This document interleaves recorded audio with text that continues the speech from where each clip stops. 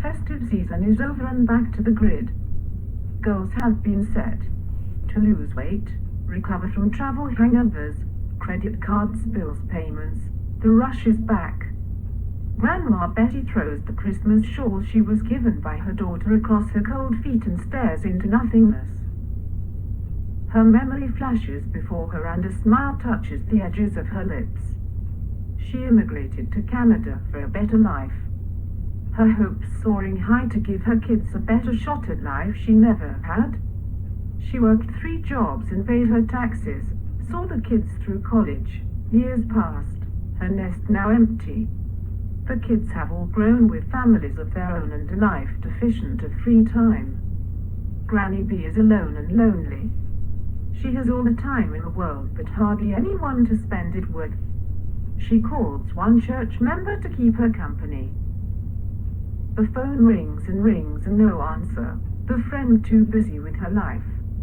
If only her home would be filled with the laughter of her grandchildren, as she and her siblings filled her grandmother's home back in her birth country.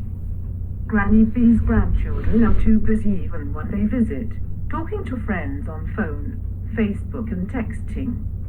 Besides the hi, hug when they come in, a kiss on the cheek of Groomby, they are engaged in their world with their phones on. Occasionally they glance in her direction and smile. The phone rings repeatedly and it's time for the grandkids to leave. She looks through the window. Tonight, they are calling for a snowstorm. She knows she will not see them in a long while, if only she had company.